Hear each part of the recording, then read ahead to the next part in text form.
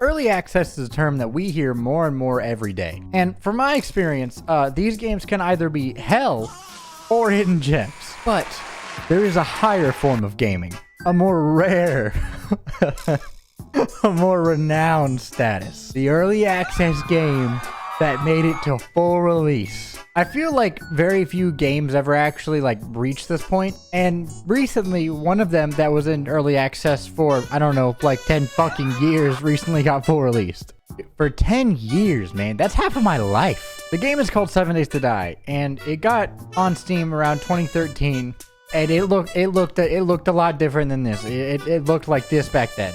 And of course, in 2013, early access survival zombie game, it blew the hell up. And I mean, any game like this was cracked back then. You made an early access survival zombie game, someone was gonna play it, okay?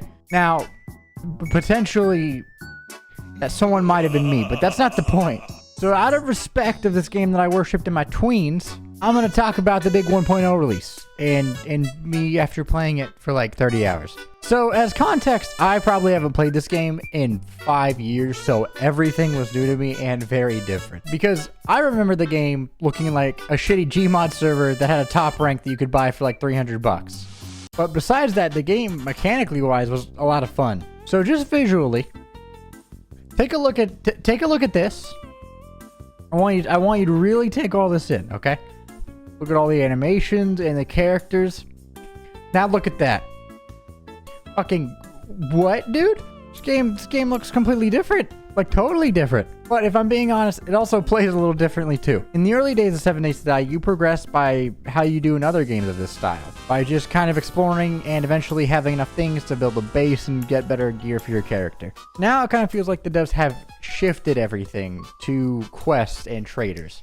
Or at least most of the early game. You go to safe zones with traders in the middle of them, and they each specialize in different items. For example, Jen specializes in medicine, Bob specializes in vehicles, I mean just look at him. Rex specializes in foods and seeds, which by the way, fuck this guy, dude, this guy sucks, I hate him. And Hugh does guns, and yeah. And all of them will give you quests, which at some points kind of make this game feel like an MMO in the questing aspect, like WoW or New World. Holy shit, New World sucked. It was just a lot more questing than I remembered it being, probably because quests weren't in the fucking game. Good fucking comment, Cambodia. Holy shit, what are you doing? But it just kind of made this game feel a little bit different and straying a little bit from its original, very survival-based gameplay. Now, me saying that, I don't want any of you to think that I think it's bad at all. I don't. I mean, I had a great time. I just wanted to acknowledge that it is different. But some people do hate it now than, how it was 5, 7, 8 years ago, and I get that. It's not everyone's cup of tea. But overall, playing with friends, I had a wonderful time. With the gameplay consisting of me going to a trader, grabbing a goddamn quest, like being a treasure hunter and digging for treasure, or going to clear out some zombies in a family home. And then after you complete the quest, you go back to the trader, you grab the reward, and you grab some supplies along the way. Which you can choose to be a lone-ass wolf and just not do the quest if you don't want to. It's not forced upon you, so don't think that either. Which, if you choose not to do the quest and just kind of explore the world, this is where 7 Days to Die kind of put itself out there 10 years ago. Which was the sandbox feeling of the game. And building a massive base with tons of spikes and turrets and doom and death and... I don't know, your friends sitting on their phone because it's nighttime in the game and they don't want to go outside, so you're just sitting there. What's the matter if you're playing Zola? Hello? Why? Because Zola can't golden a golden minion. Camber? I don't believe you. Luke? What's up? Yeah. What are you guys doing? He's gonna gonna play get a on? copy of a. He's gonna go Watching copy of TikTok a- until daytime came. But to me, that was what was fun back in the day. Was building the base and making a big ass tower with a big ass moat with spikes in it. And waiting for that horde to come just to mow them all down. It was very satisfying. Which, can I say, the zombies and animals look great now.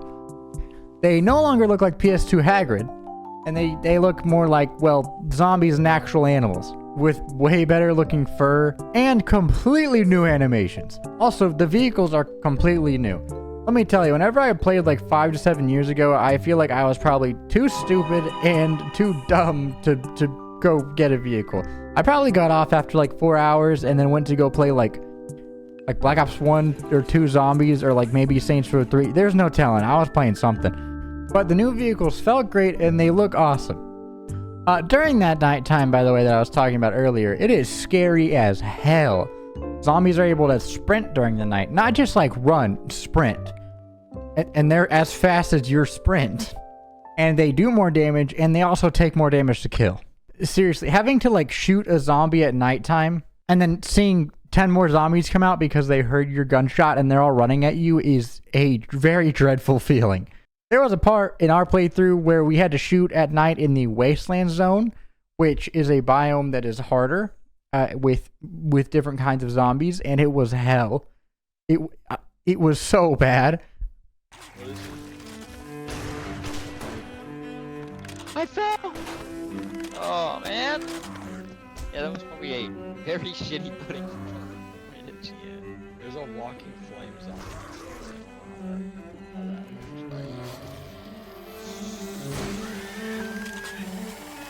They're all going into They're all on me. That's a good advantage. The armor overhaul is also crazy, with 16 new armor sets in light, medium, and heavy category, each giving you more and more armor, but making you move less and less. With set buffs for all of them for if you have all of the set on. For example, if you wear the entire Ranger set here, you get faster reloads with lever actions and revolvers, which is pretty cool. Also, can I just say, the Nomad gear. That's it. That's all I had to say. But it is still crazy to me how far this game has come, if I'm being honest. The Horde on the 7th day and every 7 days after that is still terrifying. And the zombie AI is smart. For the first 7 days, I was based in a hospital and it had stairs, and I blocked the stairs, and that was fine. They physically had no other way to get to me besides going up the stairwell. Now, after these 7 days, we were in the snow, and we hated it in the snow, so we moved to a cave, thinking that, oh, this would be better. We set up base in the cave, got better gear, was so prepared for the zombie horde, and then on the 14th day, whenever our plan was to funnel all of these zombies into a ladder in a tiny area with a bunch of spikes so that they couldn't get past us,